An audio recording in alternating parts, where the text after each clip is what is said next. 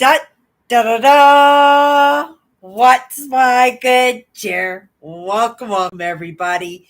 You guys know I would have made it in tonight. I'm on a little bit of a roll right now.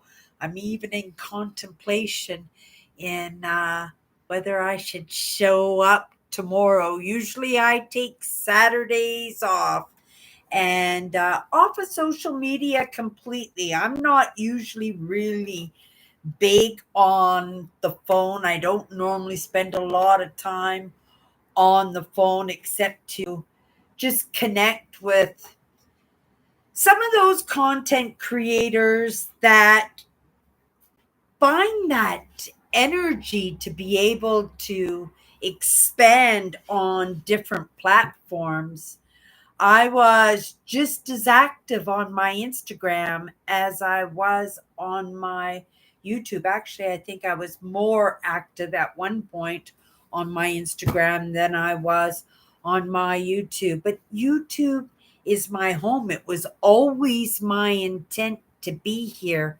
And in practicing my craft, when I was just starting to feel out where I wanted to go, I was starting late. I was well into my 50s before I woke up into even into the idea that possibly there was an opportunity to do a little bit better by myself in all aspects of my life, mentally, physically, emotionally, you know, and I do believe I have accomplished quite a bit in all of those aspects, but I think it is ongoing, like even beyond ongoing of my own life. But I understand for myself, that I have other parts of me that are going to come back, and I would like to give those parts of me a better understanding, if at all possible. Give them a little bit of a leg up the next time because, right, I could have been here a little bit sooner. This is sometimes the way I think about it, that I'm late to the game, and sometimes in pedaling, right, we over doubt ourselves, and especially when you look out to the world and you look at who's been doing this for so long. When I'm saying doing this, I mean just being on social media, promoting a business or promoting themselves. For myself, I know Prairie Dodgers seems very, doesn't sound corporate in any way, but it feels very incorporated. It doesn't feel like a personal brand, but it is. But I'm kind of iffy now because there are laws in place when it comes to trademarks. And, my brand has been around for over 10 years. Technically, Prairie Dodgers is mine. And Prairie is a big, huge search engine word. It is. It's huge. And I think Prairie Dodgers would be very sought after with somebody who were looking to maybe building a brand, right? Have to be in the prairies. And you guys know, if you've hung out with me for any length of time, my plan is to retire in Ontario, right? I want to live the provincial park, RV, communal living. I don't know. I just love the beauty in the wilderness. It just feels like home. And it's a very expensive place to live, believe it or not. One of the more expensive places in Canada to live, where I live now, Winnipeg, Manitoba, Canada. Hello, Eugene. Here in Winnipeg, Manitoba, Canada, um, it's a very great province, I do believe, in honesty. If I was going to be a critic, and I've lived in different provinces, but this province here is specifically based on community. And we're very diverse. We've got every nationality, every religion you could possibly think of. But that community of well-being and taking care of your neighbor, being a good neighbor, being a good friend, a good support system, understanding, because we do live in the extremes here. It's very hot in the summer, super cold in the winter, that we depend on our neighbors, right? Actually, for our own survival, we depend on our neighbors. Day and technology, maybe not so much, but all it would take is 24 hours of no electricity at 40 below zero, and we would have a problem. And you would see how this community comes together. That's just one aspect. The fact that I don't worry about medical. I need to go to see a doctor, a specialist, a surgeon, plastic surgeon even, right? My emotional well-being is just as important as my physical well-being, and I know that I'm well taken care of in this province. And right, there are a lot of places in this world where you can't say that, right? Where you can't say that. And being in that low income household, it's comforting. It's very enveloping. It's very containing to feel that I'm okay that way, right? I'm grateful for my good health. But I tell you, I know lots of people who utilize that Medicare. So wherever I can help to take that load off by being healthy, I'm happy to do that, right? And I'm grateful. I'm grateful to do that. I don't know where my good health came from, right?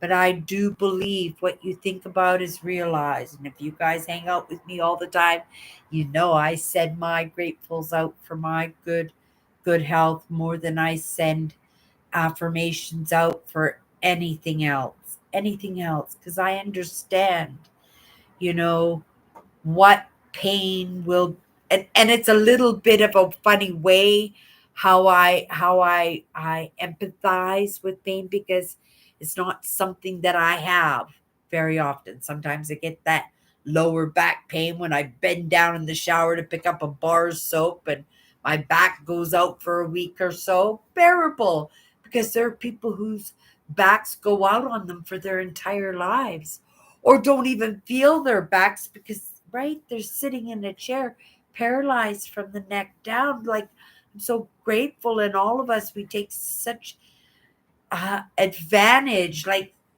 give it no consideration at all when we're having a good day physically, right? Both my parents struggled. My mother had 12 different types of rheumatoid arthritis, but that she was diagnosed at 30 years old, but she had it for years and years before she had it diagnosed.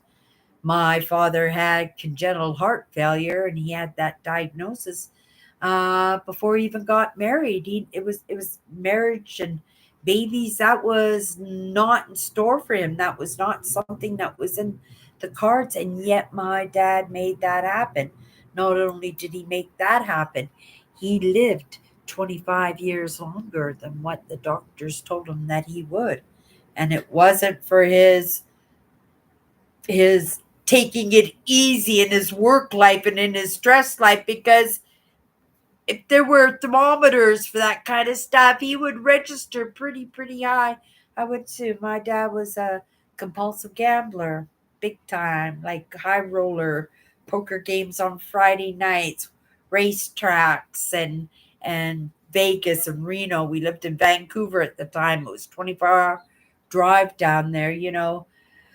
But it was also, these jobs that he took, like lumberjack jobs. And, if you saw Deadliest Catch, my dad was a commercial fisherman out in the middle of the ocean with his brother in law for months at a time, right?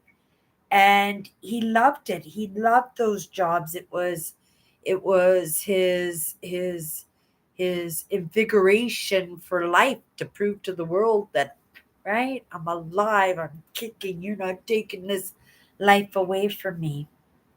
A little bit about what I'm doing right here is, right? Just recognizing how we don't treat ourselves so well, right? You know, I believed a few things when I was a kid. I was a spectator to a few experiences, a few conversations, right? And it imprinted on me. And we all we all have those experiences in our life, and they dictate the way that we move. They certainly do. And a lot of what I'm doing right now is just an extension of what my father did. He got that ball rolling, right? Maybe he didn't get that ball rolling. Maybe it was my grandmother. I have a hunch that it was my grandmother. But who's to say? These were conversations that I never had. All I have is childhood memories, right? Things that imprint down on me. And these are the breadcrumbs and the serendipities and the puzzle pieces that I put together when I come across a conversation, or I listen in on an important conversation on so many different topics that, right, sometimes I spread myself too thin on it, right? Just like I'm doing now. I'm just going down these side branches in this moment, right? I'm just coming in and I'm burning off the last of my energy, right? This is where my good sleepies come from, right? My sisters used to say, Cindy, where do you get that energy? Where do you get that energy? Well, in this moment in my life, right? Right, I'm just kind of looking to burn energy in different stuff, right? But at the same time, just trying to leave myself open to a great idea or a follow me, or, right? Just that motivation just to get plowing into something. And it's not for my lack of trying. I have my distraction battle plan here. I got a new one here. Don't break the chain. Right? And I'm going to try these out. I got my stuff ready for the weekend, just a short list of things that I want to accomplish in the weekend that won't make it so that I have to move my energy in different places during the week while I'm trying to build a little momentum in a different sort of plan for myself, right? This is the kind of movement I make. And sometimes it looks like it's all over the place, and I suspect sometimes it is all over the place. But isn't it amazing that I can just go bring it right back to the main branch, take a look there and say, "Hello, Eugene. I'm having an amazing night. I just came in here to blow some energy, that disperse that last of it. Because if I don't disperse it, right, there's that little bit of exhaustion there that maybe I could close my eyes and sleep for an hour or two. But I don't want to get up in the middle of the night because, right, I was ready for bed, but in a nap kind of way, but not ready to go to bed because I was exhausted. And now that I'm not dispersing the energy in that job that used to put the roof over my head, I'm looking to disperse my energy in different ways. And I'm so grateful I have my platforms that it's good because I come in and then I'm right. This is the first time I've spoken today. In all honesty, I haven't spoken to anybody. I didn't even want to. I didn't even want to leave the apartment today.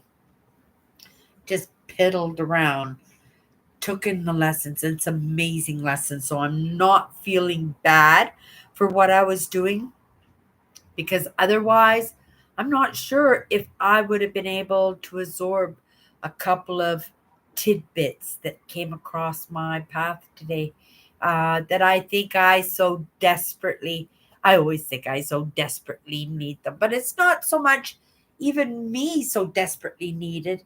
It's the world, I feel, that just that right that this is where me and my dad had a little bit of difference, because he worked so hard, and he put so much energy into living his best life.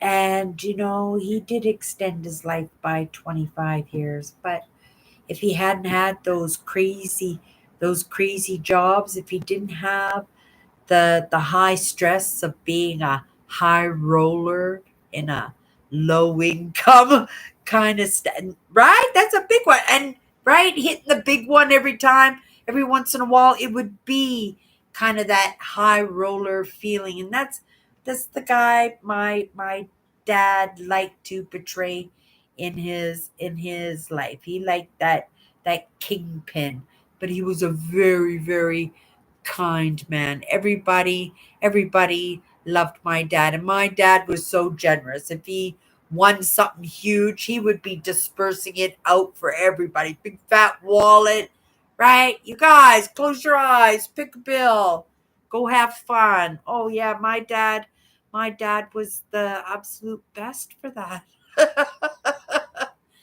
But to look back at the lessons that I've had in comparison to the lessons he had, and I have to take into consideration he's living his life a little bit differently, because my father had a diagnosis where they gave him less than 5 years to live when he was in his 20s, right? My dad lived to be 47 years old. But they told him, right, as congenital heart failure, usually patients live maybe 5 years, right, before the big one comes. And by the end, he was truly sick. He was taking the nitro pills. He had hardening of the arteries, and it was right. It was sad to watch how my dad struggled with that. But if he had taken care of himself, right? And it's not for me to say that, anybody should have to take care of themselves. Everybody takes care of themselves the way they want to take care of themselves.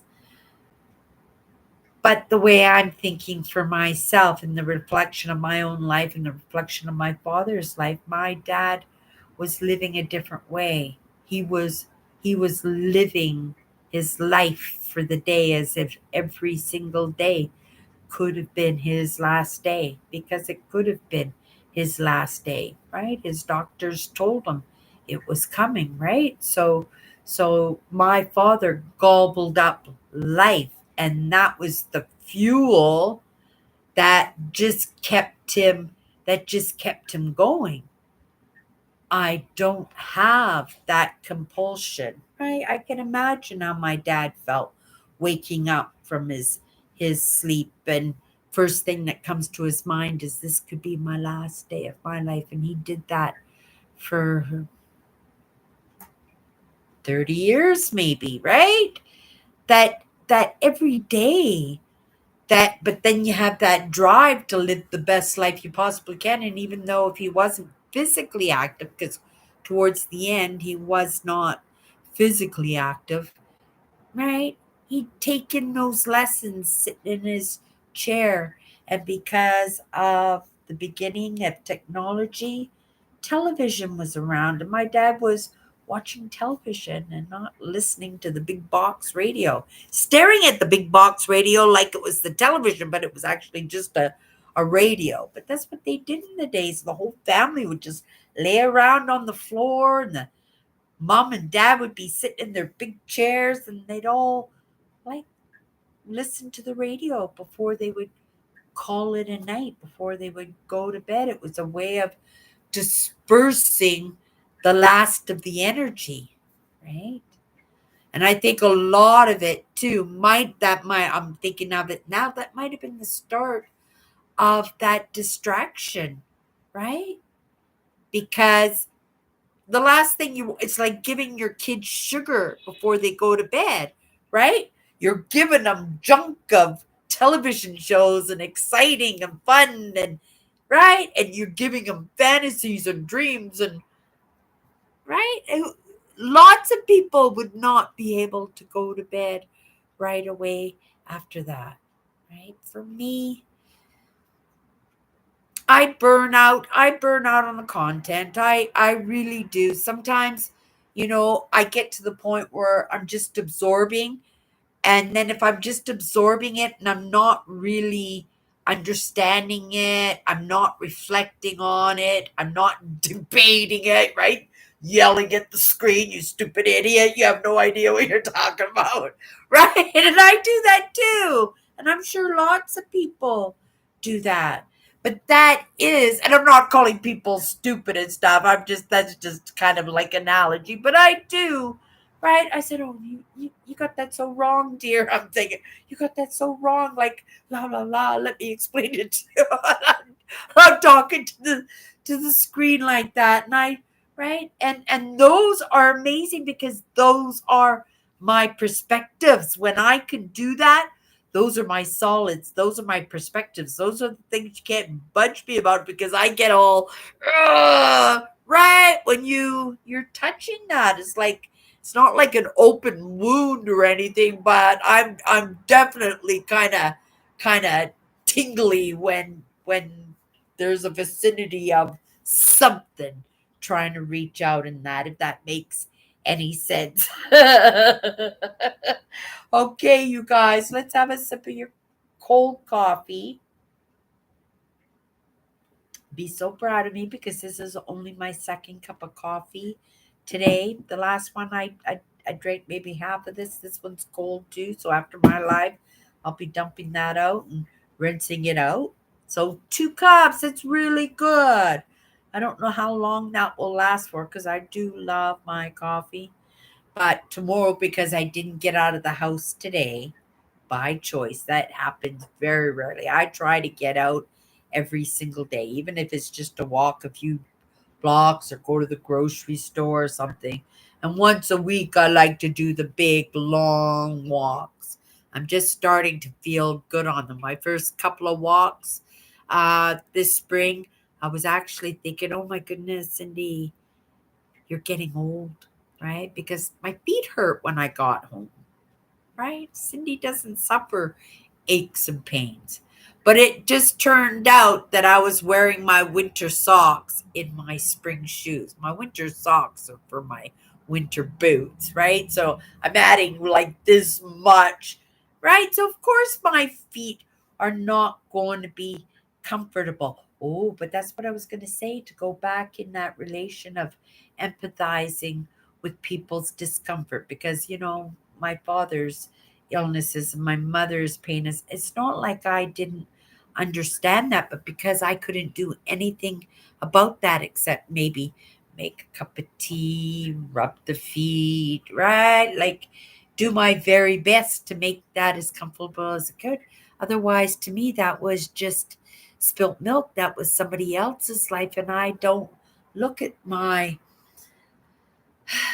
well-being in the same way that my father did, that this could be their last day, because what you think about is realized. So when I do my affirmations, is I'm so grateful for my good health because every day, even as a child, I woke up in the recognition of my parents' is not good health, my grandmother's not good health, and so many other people in my mother had diet, or my grandmother had diabetes. She had no legs. She was blind. To me, she was a scary, scary lady. And my sister said, "Oh no, she was so nice." I didn't know her for long, but I do remember I was very nervous of her.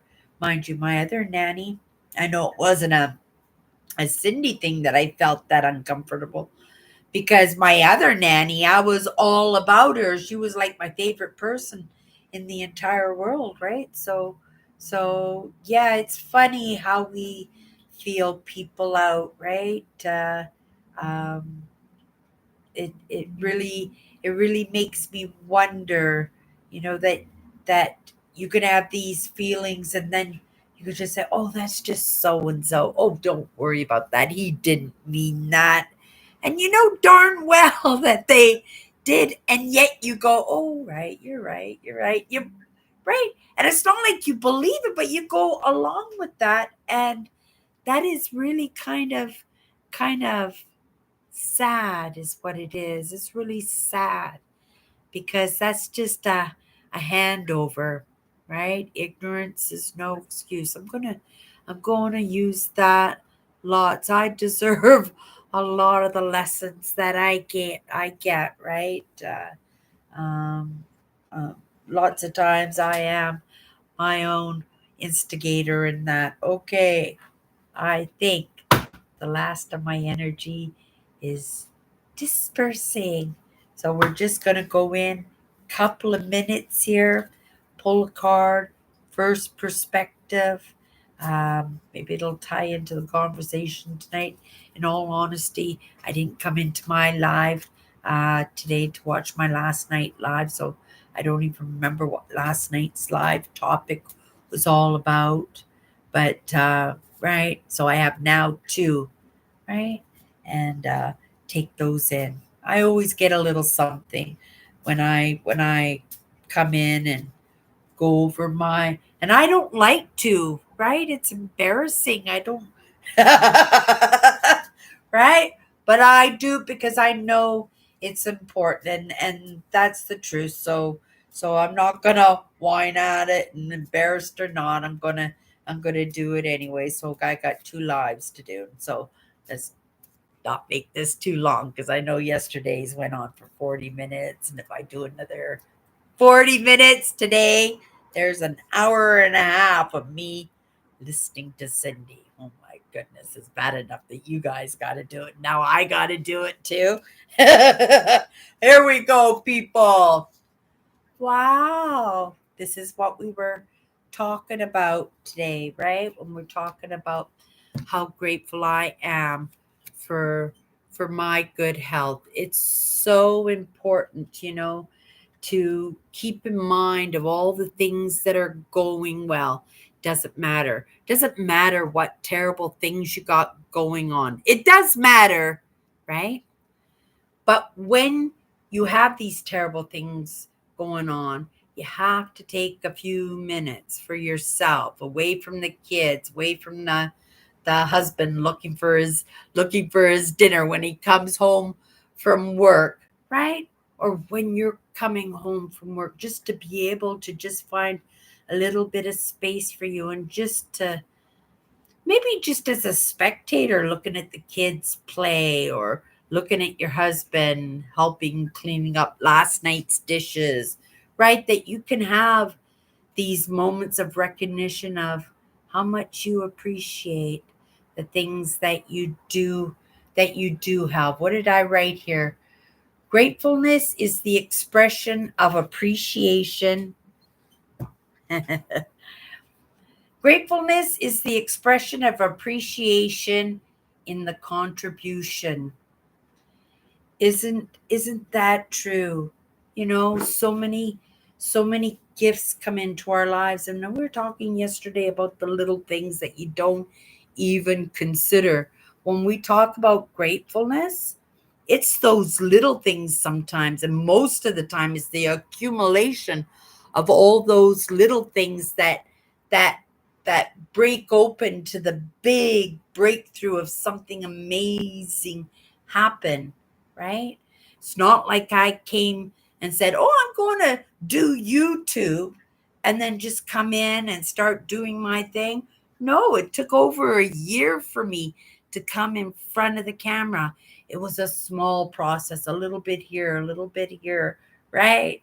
And then finally, it just got to the point where it was just like, okay, we're all in now, right? But it's all those small little things that lead us into the big thing. And I could just say, oh, I'm so grateful that I'm able to come in front of the camera now, instead of saying, you know what, Cindy, I'm so grateful. That day that you went out and we drove out to Dauphin, and you jumped out of the car. I remember this day. And I jumped out of the car. It was just the most beautiful landscapes, and way far away. It was like a mile away, but I'm farsighted.